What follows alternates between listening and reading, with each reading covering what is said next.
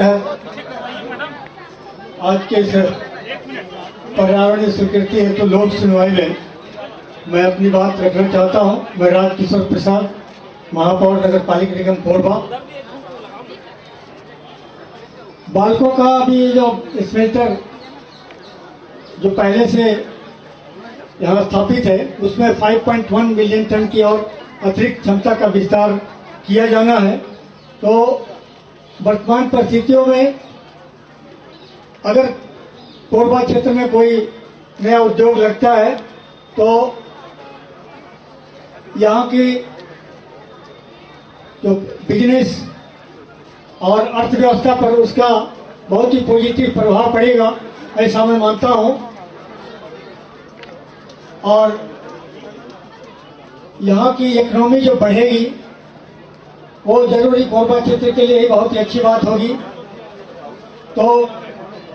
इस प्लांट के विस्तार के लिए मेरा कोई विरोध नहीं है, समर्थन है।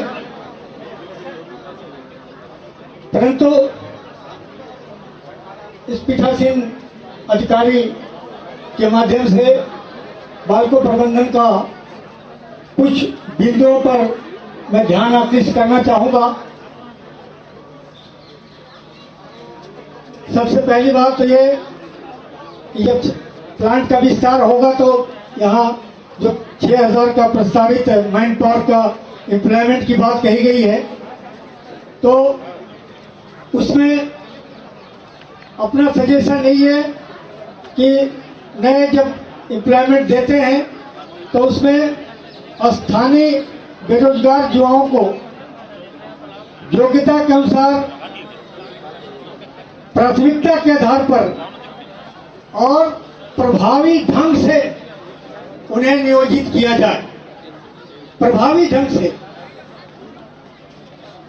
इसके साथ साथ जो डायरेक्ट एम्प्लॉयमेंट है बालको मैनेजमेंट की तरफ से, डायरेक्ट एम्प्लॉयमेंट के अतिरिक्त जो कंट्रेक्चुअल एम्प्लॉयमेंट है उसमें भी स्थानीय युवा बेरोजगारों को प्राथमिकता प्रभावी ढंग से दिया जाए। इस पर बालको प्रबंधन को विशेष रूप से ध्यान देना चाहिए। अपने जो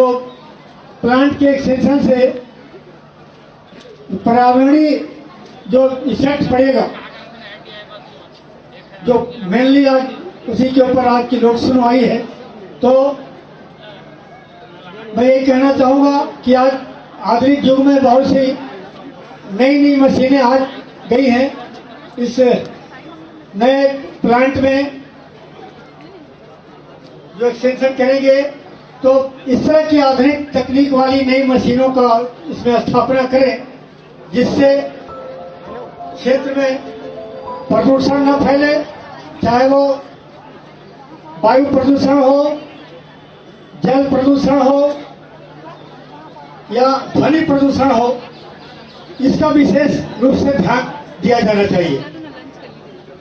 साथ ही अपने कॉर्पोरेट सोशल रिस्पॉन्सिबिलिटीज के अंतर्गत खास करके स्वास्थ्य के क्षेत्र में जो उनको विशेष ध्यान देने वाली बात है, उसमें बालकों की जो वर्तमान अभी जो स्वास्थ्य सुविधाएं हॉस्पिटल जो बने हुए हैं, उस हॉस्पिटल को और मॉडर्नाइज करके उसमें और ज्यादा से ज्यादा सुविधाओं को व्यवस्थित करके इलाज की सुविधा बढ़ानी चाहिए। और बालको हॉस्पिटल के अंतर्गत आजकल चूंकि डायबिटीज केसेस भी ज्यादा देखने को मिल रहे हैं, तो बालको हॉस्पिटल में कम से कम 2 यूनिट डायलिसिस मशीन की स्थापना करनी चाहिए और उसको क्षेत्र के लोगों को निःशुल्क उसकी सुविधा प्रदान किया जाना चाहिए। इसके साथ साथ जिस तरह से छत्तीसगढ़ सरकार की मुख्यमंत्री शहरी श्रम योजना के अंतर्गत मोबाइल मेडिकल यूनिट के माध्यम से श्रम क्षेत्रों में स्वास्थ्य सुविधाएं मुहैया कराई जा रही है, उसी तरह से बालकों के द्वारा भी